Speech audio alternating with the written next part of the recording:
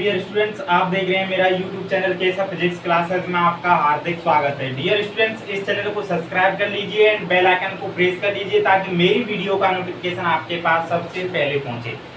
Dear students, मैं आपको last class में पढ़ा रहा था, कॉम्बिनेशन पढ़ा रहा था मैं संधारित्रों का।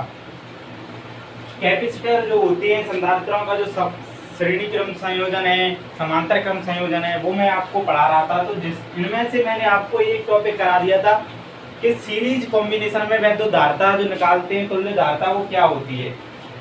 अब मैं आपको पढ़ाने जा रहा हूँ समांतर क्रम संयोजन, पैरेलल कॉम्बिनेशन ऑफ कैपेसिटर।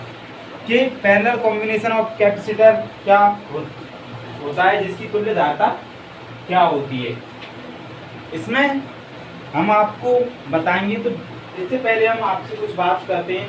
तो डियर स्टूडेंट्स, यदि आपको फिजिक्स में चाहिए 95% प्लस मार्क्स, तो अटेंशन होके फिजिक्स को सीरियस लेके आप इसे पढ़ें और बड़ी इंटरेस्टिंग के साथ इसे पढ़ें। यदि आप इसे अच्छे तरीके से पढ़ोगे तो आपके मार्क्स 95 प्लस आ जाएंगे। यदि 95 प्लस मार्क्स इस चैनल से आपको दिलवाए जाएंगे। तो डियर स्टूडेंट्स, इस चैनल को तो जरूर सब्सक्राइब कर लीजिए जिससे कि आपको बेनिफिट हो जाएगा। और एक और बात है डियर स्टूडेंट्स कि इस चैनल से जब फिजिक्स पढ़ाई जाती है तो आपको बीच बीच में जो इम्पोर्टेंस जो क्वेश्चन बनते हैं डिफेंस के एग्जाम में, वो भी आपको बता दिए जाते हैं कि क्वेश्चन कहाँ से बनेगा, किस प्रकार से बनेगा। तो आपको तो काफ़ी फायदा है इस चैनल से। और नेक्स्ट ईयर से इस पर डिफेंस की क्लासेज भी चालू कर दी जाएंगी, तो इस वजह से इस चैनल को सब्सक्राइब कर लीजिए और शेयर तो करना बिल्कुल ना भूलिए। शेयर जरूर कीजिएगा इस चैनल को ताकि ये इस चैनल से अधिकतर स्टूडेंट्स को फायदा मिल सके। तो डियर स्टूडेंट्स, मैं आपको पढ़ाने जा रहा हूँ समांतर क्रम संयोजन। समांतर क्रम संयोजन क्या होता है कि समांतर क्रम संयोजन में ये जो इस प्रकार से जो बनाया गया है, इस प्रकार से जो इसकी आकृति बनाई गई है, इसमें हम कितने भी संधारित्रों को समांतर क्रम में जोड़ सकते हैं, n संधारित्र जोड़ सकते हैं, लेकिन हम इनमें 3 संधारित्रों को लेके हम आपका जो डेरिवेशन है वो कराएंगे और जिसकी तुल्य धारिता है वो निकालेंगे। तो यहाँ पर समांतर क्रम संयोजन में होता क्या है कि समांतर क्रम संयोजन में किसी बाह्य स्रोत के द्वारा जब, या किसी बैटरी ले लो या कोई अदर बाह्य स्रोत ले लो, उसके द्वारा जब इसमें आवेश दिया जाता है, क्या दिया जाता है, जब इसमें चार्ज दिया जाता है, तो चार्ज इस संधारित्रों पर अलग अलग डिवाइडेड हो जाता है 3 भागों में। अगर हम 3 संधारित्र ले रहे हैं तो 3 भागों में डिवाइड हो जाएगा, और यदि हम संधारित्र n लेंगे तो n भागों में आवेश का डिवाइडेशन हो जाएगा। तो यहाँ पर Q आवेश हमने दिया, तो यहाँ से Q आवेश देने पर इस पर चला जाएगा Q1, इस पर Q2, इस पर Q3। तो तीनों पर अलग अलग आवेश डिवाइड हो जाएगा 3 भागों में।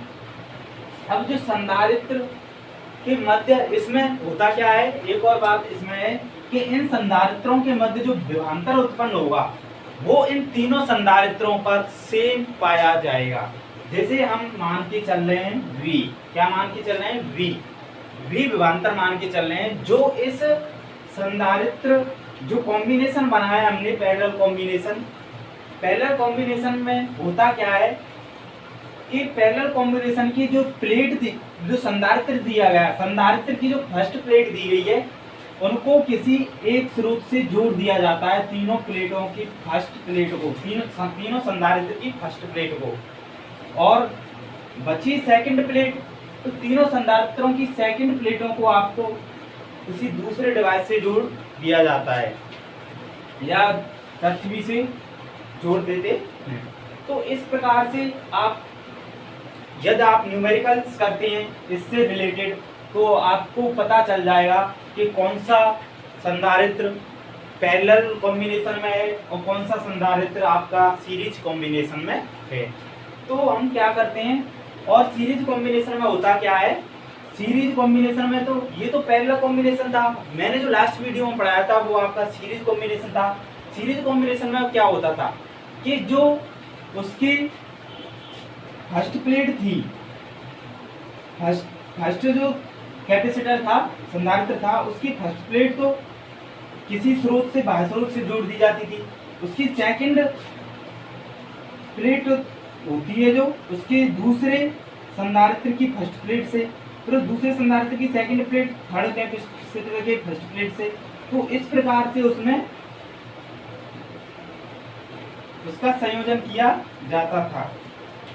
और ये आपका पैरेलल कॉम्बिनेशन है। तो इस प्रकार से हम पैरेलल कॉम्बिनेशन के लिए एक डायग्राम बनाते हैं। इसको मैंने समझा दिया है कि इसमें क्या क्या होता है कि जब इसको Q आवेश दिया जाता है तो ये आवेश इनमें अलग अलग डिवाइड हो जाता है। इस पर Q1 हो जाता है, इस पर Q2 हो जाता है, Q3 हो जाता है। अब एक और बात थी इसमें कि संधारित्र, तीनों संधारित्रों पर जो विभवांतर उत्पन्न होगा वो इसमें पैरेलल कॉम्बिनेशन में सेम होगा। और उसमें क्या होता था सीरीज कॉम्बिनेशन में कि उसके मध्य विभवांतर अलग अलग होता था, लेकिन चार्ज उसमें सेम रहता था तीनों संधारित्रों पे। तो इसके हम तुल्य धारिता निकालेंगे कि इसकी तुल्य धारिता के लिए हम फॉर्मूला जनरेट करेंगे। और डियर स्टूडेंट, सबसे इम्पोर्टेंट जो टॉपिक है, सबसे इम्पोर्टेंट जो डेरिवेशन है वो यही डेरिवेशन है जो कॉम्बिनेशन का है, सीरीज कॉम्बिनेशन और पैरेलल कॉम्बिनेशन। आपको एग्जाम में ये डेरिवेशन पूछने को आता है, जो दोनों का अगर एक साथ पूछा जाता है तो 5 नंबर का क्वेश्चन बन के आता है, और एक का पूछा जाएगा तो 2 नंबर का क्वेश्चन बन के आएगा। तो यहाँ से न्यूमेरिकल्स भी पूछे जाते हैं, जो आपको कॉन्सेप्ट क्लियर करना होगा इसका। मैंने आपको बता दिया है कि यदि कोई जटिल परपथ दिया गया है और उसका हमें न्यूमेरिकल करना है तो आपको पता कैसे लगेगा कि ये पैरेलल कॉम्बिनेशन है कि सीरीज कॉम्बिनेशन है। तो मैंने अभी बताया था कि यदि किसी संधारित्र की फर्स्ट प्लेट एक से कनेक्ट कर दी जाए तो वो होता है हमारा पैरेलल, और जो सीरीज क्या होता है, एक प्लेट, फर्स्ट प्लेट की, फर्स्ट संधारित्र की फर्स्ट प्लेट तो किसी बाह्य स्रोत के द्वारा जोड़ी जाती है, सेकंड प्लेट फिर उसके सेकंड संधारित्र की फर्स्ट प्लेट से। इसी प्रकार से ऐसा कॉम्बिनेशन होता है तो हमारा उसमें क्या होता है, सीरीज कॉम्बिनेशन होता है। तो इस प्रकार से हम इनको फाइंड करते हैं। अब यहाँ से हम इनका सूत्र जनरेट करते हैं।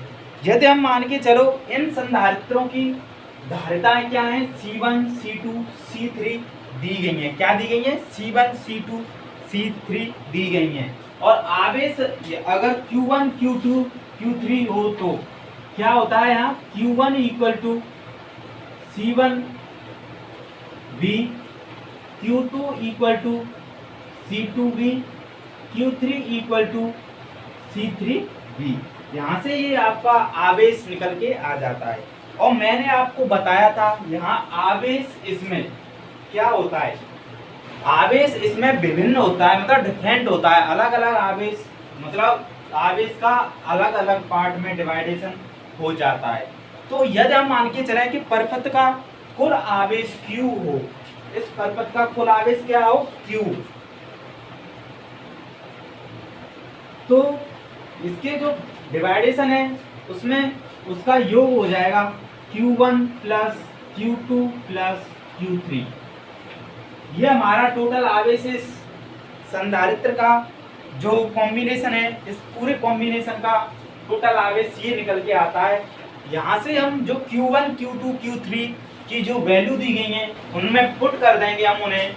तो यहाँ से Q equal to C1V plus C2V plus C3V ये निकल के आ जाएगा। अब यहाँ से V कॉमन आ रहा है तो हम यहाँ से V कॉमन ले लेते हैं। क्या करते हैं, V कॉमन ले लेते हैं। तो Q equal to C1 plus C2 plus C3, यहाँ से V कॉमन आ गया।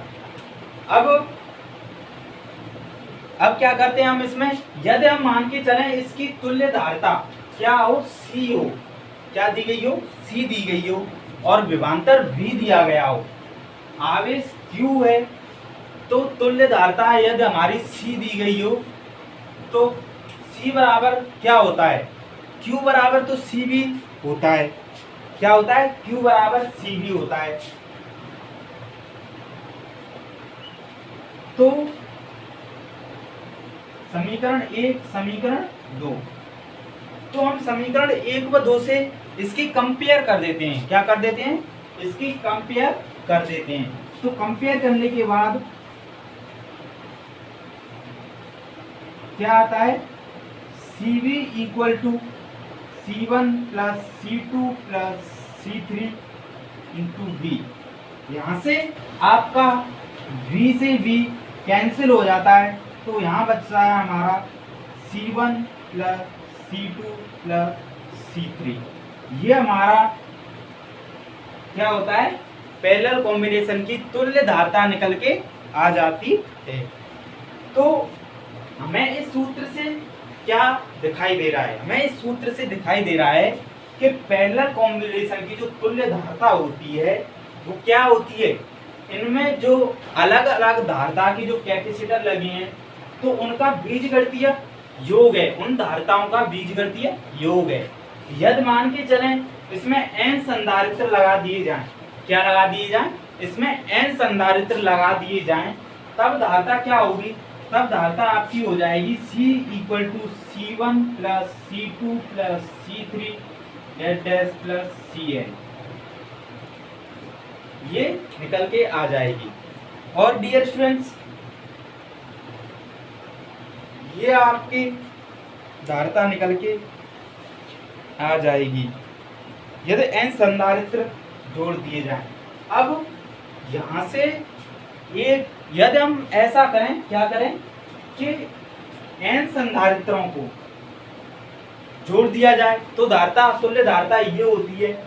यदि n संधारित्र सेम हो, मतलब एक जैसे ही संधारित्रों को जोड़ दिया जाए, n संधारित्रों को, एक जैसे संधारित्रों को जोड़ दिया जाए, तब क्या होता है? तब इसका फॉर्मूला क्या प्राप्त होगा हमें? तो इसके लिए हम क्या करते हैं कि C1 plus C2 plus C3 की जगह हम C ले लेते हैं सभी जगह। तो n संधारित्र अगर सेम हो तो C तुल्य इक्वल टू क्या हो जाएगा? C plus C dash n बार। कितनी बार?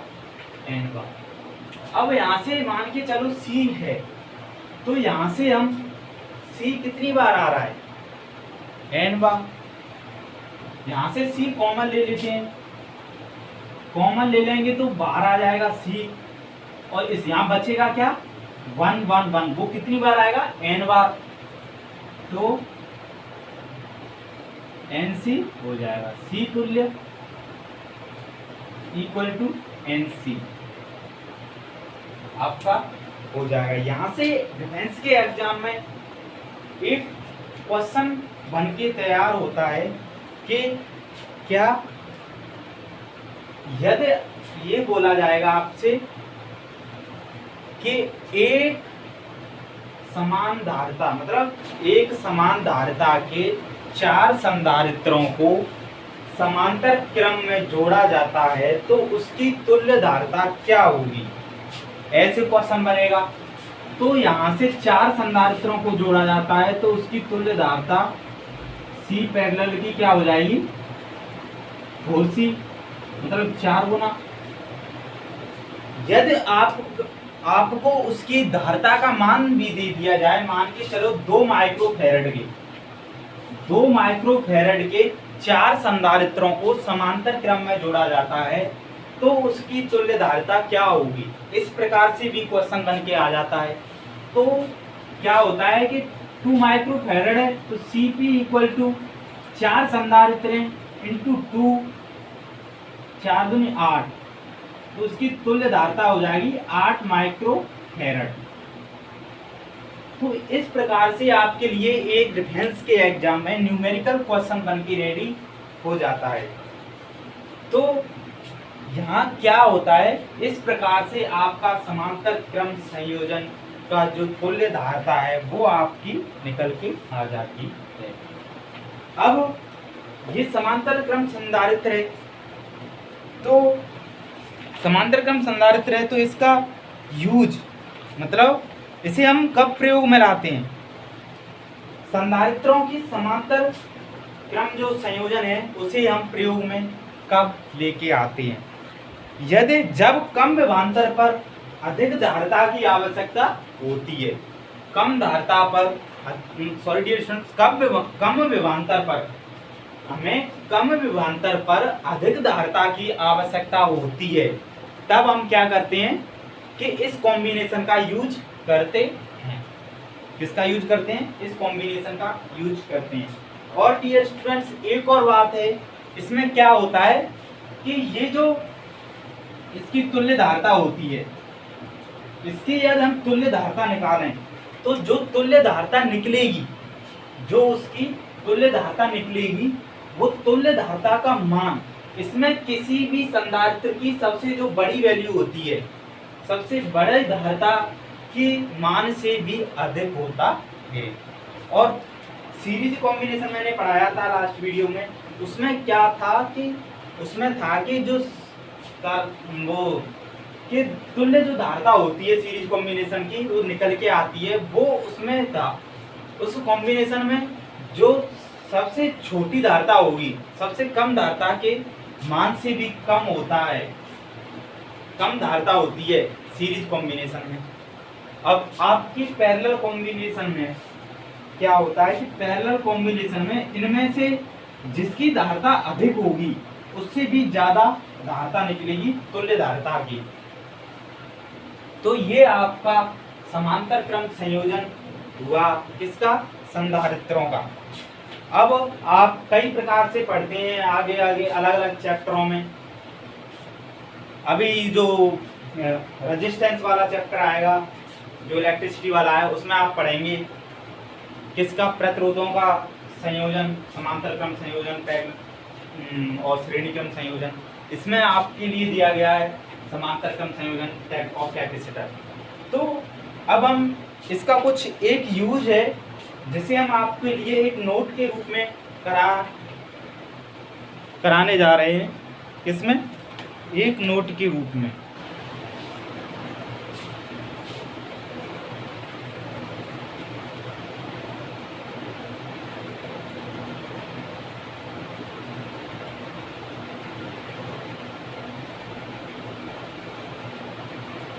तो डियर फ्रेंड्स, चैनल को सब्सक्राइब जरूर करना है आपको।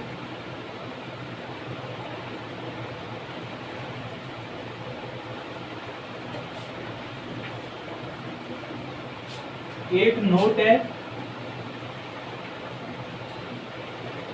इसमें क्या है कि हम अलग अलग क्षेत्रफल के और अलग अलग प्रावैधतम पदार्थ के कुछ संधारित्र मतलब प्लेट लेते हैं। क्या लेते हैं? प्लेट, जिनकी दूरी डी है, डी दूरी पर जो होते हैं, क्या होते हैं? डी दूरी पर होते हैं। इस प्रकार से इसे लेके चलते हैं, इस टाइप से हो, इस टाइप से इसका प्रावैधतांक K1 और इसका प्रावैधतांक K2 और इसका प्रावैधतांक K3, और ये अलग अलग क्षेत्रफल की प्लेटें हैं। इसकी मध्य डिस्टेंस D है।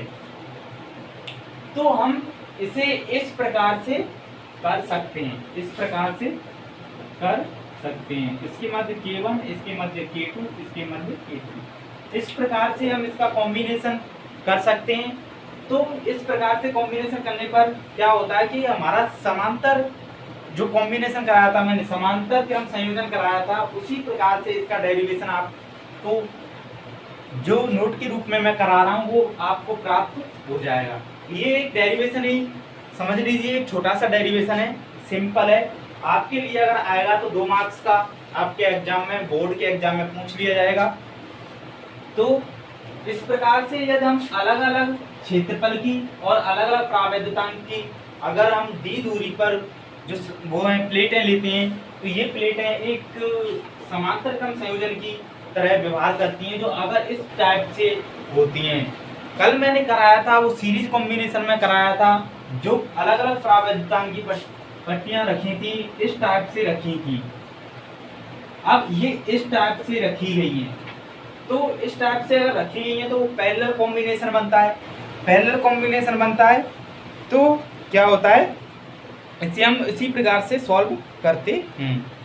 माना कि इन संधारित्रों की धारताएं क्या हैं, C1 C2 C3 हैं।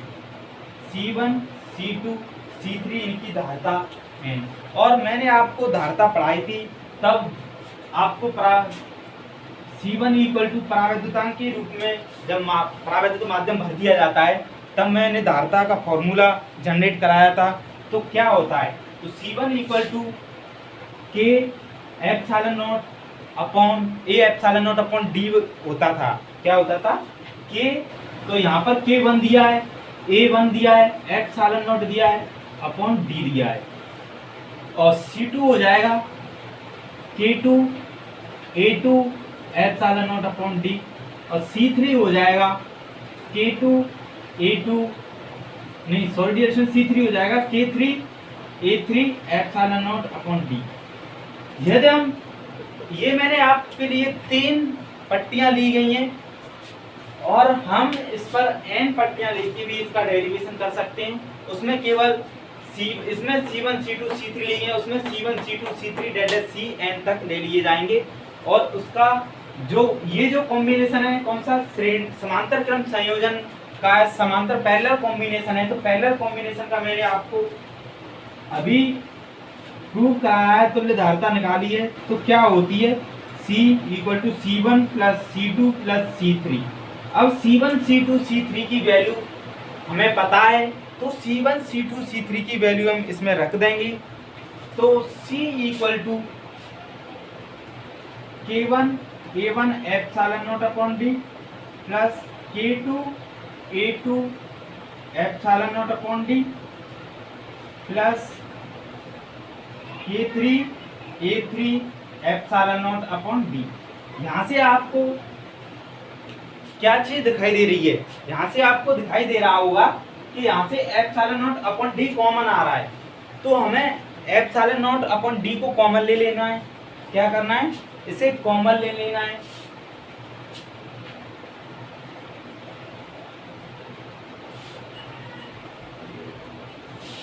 तो C equal to epsilon not upon D common आ जाएगा। तो यहाँ क्या बचेगा, K1 A1 plus K2 A2 plus K3 A3, ये बचेगा। तो हमारा ये एक क्वेश्चन के रूप में डेरिवेशन है, ये क्वेश्चन मान के चलो।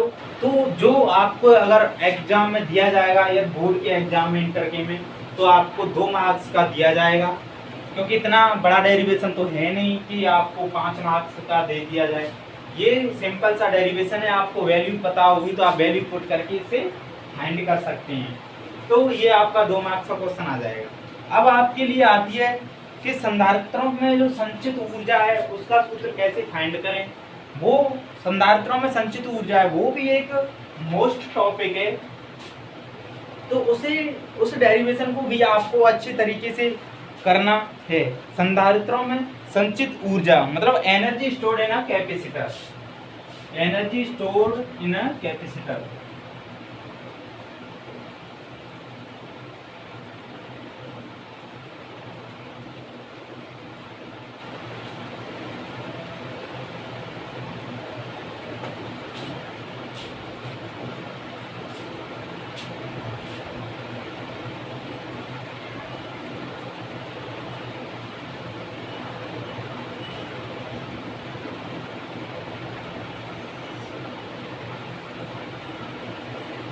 क्या है, संधारित्र में संचित ऊर्जा।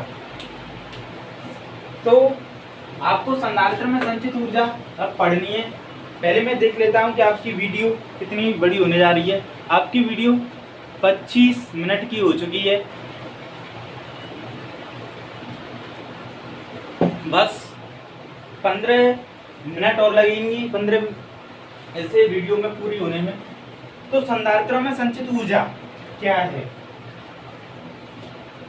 संधारित्रों में संचित ऊर्जा होती क्या है?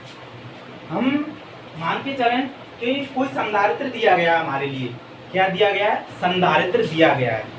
तो संधारित्र में जो आवेश देते हैं हम, आवेश को देने में हमें कुछ कार्य करना पड़ेगा कि नहीं? करना पड़ेगा। यदि हम उसमें आवेश देंगे किसी संधारित्र में, तो हमें संधारित्र में आवेश देने में कुछ कार्य करना पड़ेगा। तो वो कार्य जो होगा, वो कार्य ही ऊर्जा के रूप में संचित हो जाता है। तो हमें पहले इसका जो वर्क है, वर्क डन किया गया जो कार्य है, वो निकालना पड़ेगा। फिर वो कार्य निकालते ही वो कार्य ही हमारा संचित ऊर्जा होती है। किसमें? संधारित्र में। इसके लिए हम आपके लिए अच्छी तरीके से डेरिवेशन कराएंगे, तो आप अच्छे तरीके से बस इसे समझते जाना है। और हम क्या करते हैं कि माना कि उस संधारित्र में आपको उस संधारित्र की धारिता C है और धारिता C है, और उस संधारित्र में आवेश Q देने पर उस संधारित्रों के मध्य जो विभवांतर होगा V होगा। Q आवेश देने पर विभवांतर V प्राप्त होता है। हमें क्या प्राप्त होता है? V प्राप्त होता है। माना कि संधारित्र को हम जो आवेश देंगे, क्या देंगे? संधारित्रों को हम जो आवेश देंगे वो छोटे छोटे पार्टों में बांट के हम उस संधारित्र को आवेश देंगे। छोटे छोटे भागों में डिवाइड करके ही हम उसमें आवेश देंगे। किसको? संधारित्र को, जिससे कि हम उसका वर्क डन फाइंड कर सकें। तो पहले हम क्या करते हैं कि इसके लिए एक स्मॉल पार्ट, मतलब छोटा भाग, आवेश Q का छोटा भाग देते हैं। Q डैश, Q का पहला भाग, इस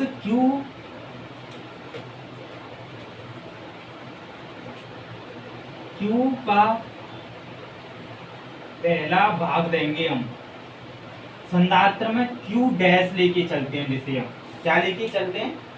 हम इसमें Q डैश भाग देते हैं, तो संधारित्रों के मध्य जो विभवांतर उत्पन्न हो जाएगा, Q डैश भाग देने पर हमें जो विभवांतर उत्पन्न होगा, क्या विभवांतर उत्पन्न होगा, वो क्या होगा?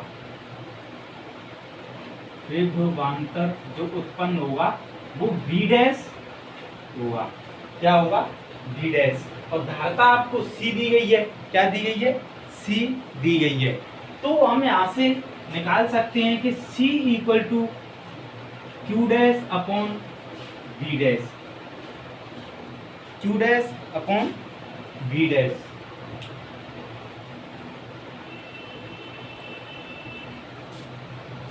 सॉरी,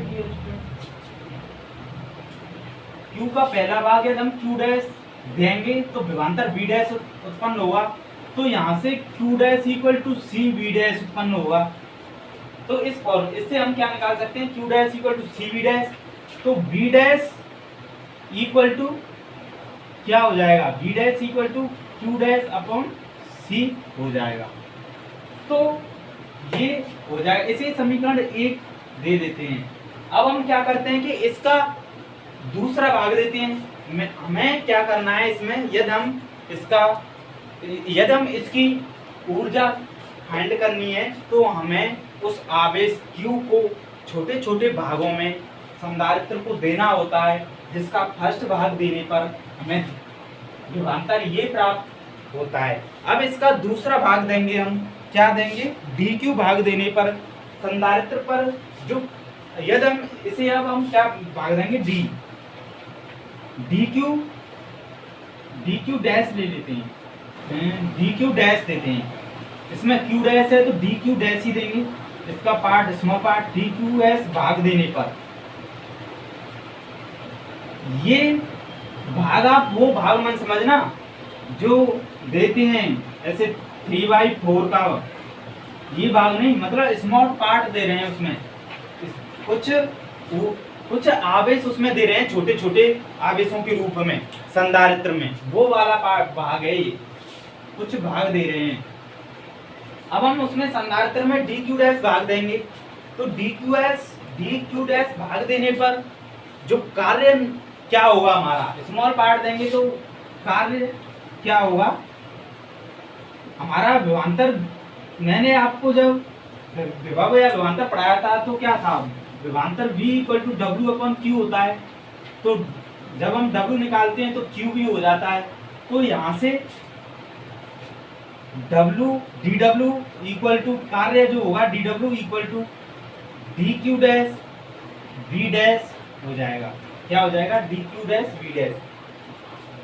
तो dq डैश V डैश हो जाएगा। हमें V डैश की वैल्यू पता है, क्या दी हुई है, Q डैश अपॉन C। तो हम यहाँ से V डैश की वैल्यू लिख लेंगे। क्या करेंगे, V डैश की वैल्यू रख देंगे समीकरण 1 से। तो dW = Q dash upon C, V dash की वैल्यू रख दी, और dq डैश ये है। तो ये तो हो गया आपका जो सेकंड पार्ट दिया उसके कारण वर्क। यदि हम इसे ऐसे ही छोटे छोटे भागों में यदि हम आवेश देते जाएं संधारित्र में, तो उसके मध्य जो कार्य क्या होगा वो मैंने आपको बताया था, उसे समाकलन के रूप में व्यक्त कर देते हैं। तो dW मतलब Q आवेश, टोटल आवेश Q देने में संधारित्र को संपूर्ण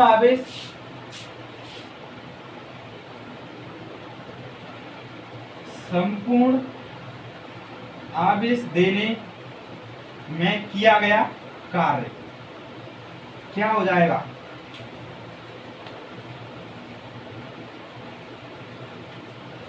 किया गया कार्य W = समाकलन 0 से Q आवेश तो दे रहे हैं हम टोटल, तो 0 से Q इसकी लिमिट हो जाएंगी, और Q dash upon C dq dash ये हो जाएगा। तो C जो संधारित्र में जो धारिता है वो समान है, तो इसे हम बाहर ले लेंगे। तो W = 1/C 0 से Q, और Q डैश dq डैश हो जाएगा, Q डैश dq डैश। इसका जब हम इंटीग्रेशन करेंगे तो क्या प्राप्त होगा, Q डैश स्क्वायर अपॉन 2, और 0 से Q इसकी लिमिट है, Q dash upon Q dash dq dash आपका जनरेट हो, इसका इंटीग्रेशन क्या हुआ, Q डैश स्क्वायर अपॉन 2। अब हम यहाँ से ये लिमिट लगा देंगे, तो W = 1/C Q square upon 2, तो W = 1/2 C Q स्क्वायर। ये हमारा वर्क निकल के आ गया, जो कार्य था वो निकल के आ गया।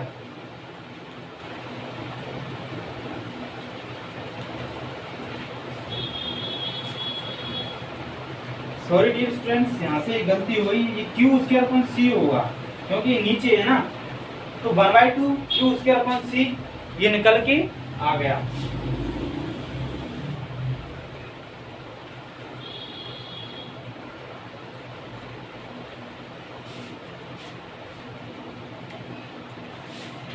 अब हम क्या करते हैं,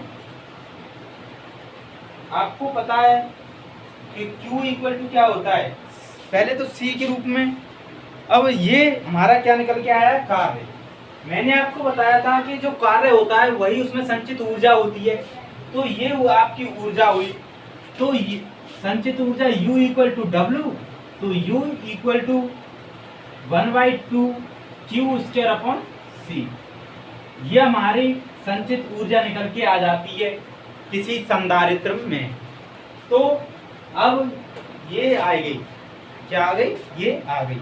अब आपको पता है कि जो ये संचित ऊर्जा होती है वो कहाँ पर संचित होती है, संधारित्र की प्लेटों के बीच में संचित होती है। ये कहाँ संचित होती है, आपको यदि डिफेंस के एग्जाम में क्वेश्चन पूछ लिया जाए किसी संधारित्र में संचित ऊर्जा कहाँ पर होती है, कहाँ पर स्टोर्ड होती है, संचित रहती है, तो आपको बताना है कि संधारित्र की जो प्लेट है उनके बीच में।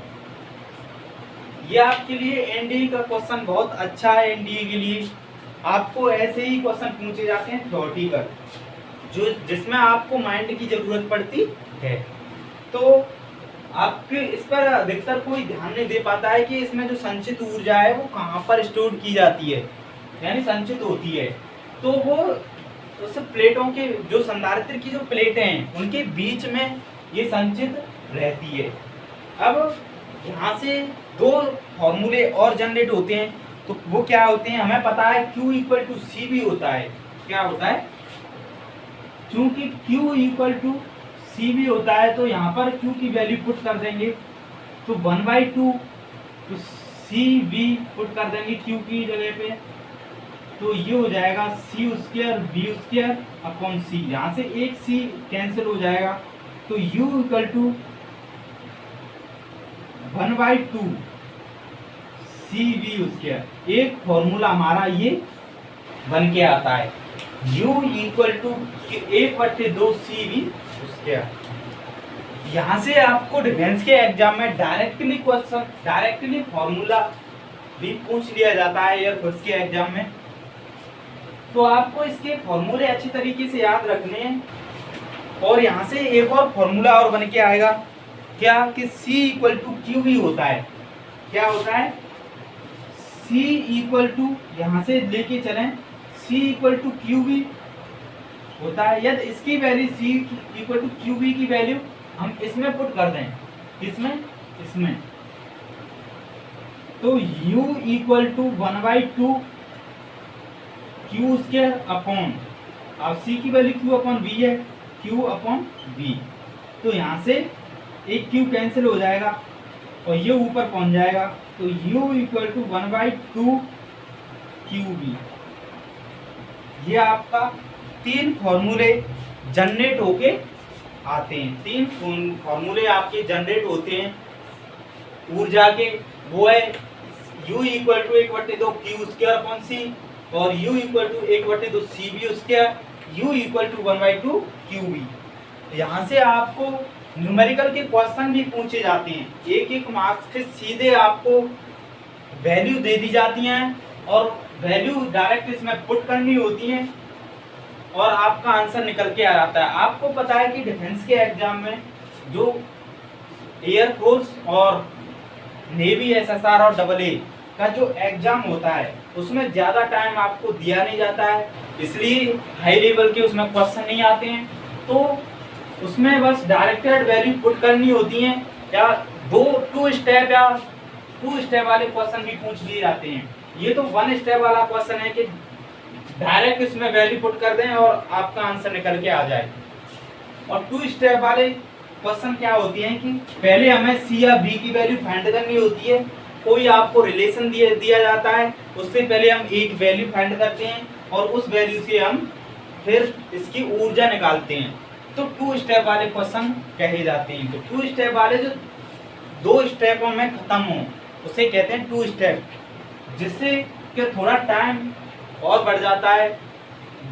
तो आप बस इनकी प्रैक्टिस अगर आपको कर ली, न्यूमेरिकल्स की अगर प्रैक्टिस आपने करके रखी है तो आप चुटकियों में इनके आंसर निकाल दोगे और आपको कोई प्रॉब्लम नहीं होगी। यदि इस चैनल से आप डिफेंस की भी तैयारी करोगे तो अगले नेक्स्ट ईयर से आपको डिफेंस की तैयारी करने को मिल जाएगी। और यदि आपने अच्छे तरीके से इस चैनल से फिजिक्स की प्रिपरेशन की है इंटर की, तो भी आपको यहाँ से जो कॉन्सेप्ट आपको बताए जा रहे हैं वहाँ से भी आपको क्वेश्चन प्राप्त हो जाएंगे। तो मेरा बस आपसे यही कहना है कि इस चैनल को सब्सक्राइब कर लीजिए एंड बेल आइकन को प्रेस कर लीजिए ताकि मेरी वीडियो का नोटिफिकेशन आपके पास सबसे पहले पहुंचे। अब आपकी वीडियो यहीं समाप्त कर दी जा रही है। नेक्स्ट वीडियो आपकी नेक्स्ट डे होगी। तो डियर स्टूडेंट्स, अब आपका ज़्यादा सिलेबस, डियर स्टूडेंट्स, अब आपका इस चैप्टर का ज़्यादा सिलेबस नहीं बचा। ये चैप्टर आपका खत्म होने वाला है 2-3 वीडियोज में। फिर आते हैं इसके न्यूमेरिकल्स। आपको NCERT कोर्स के न्यूमेरिकल्स कराए जाएंगे एक वीडियो में और आपकी 2 या 3 वीडियो इसकी टॉपिक की बची हैं, वो आपको फिनिश करा दी जाएंगी। आपके बस 2-3 दिन ही लगने वाले हैं इस चैप्टर को फिनिश होने में। फिर आपका नेक्स्ट चैप्टर आएगा, चैप्टर नंबर 3, जो होगा इलेक्ट्रिसिटी। इसमें जो ओम का नियम है वो कराया जाएगा, ये ओम का नियम है, और जो बहुत सारी टॉपिक हैं इसमें, धारा घनत्व वगैरह, वो सभी आपको इलेक्ट्रिसिटी में पढ़ाने हैं। तो आपका इलेक्ट्रिसिटी बहुत ही जल्द शुरू होने वाली है। तो इस वीडियो को यहीं समाप्त कर रहा हूँ। तो thank you all my dear students. इस चैनल को सब्सक्राइब जरूर कर लीजिए।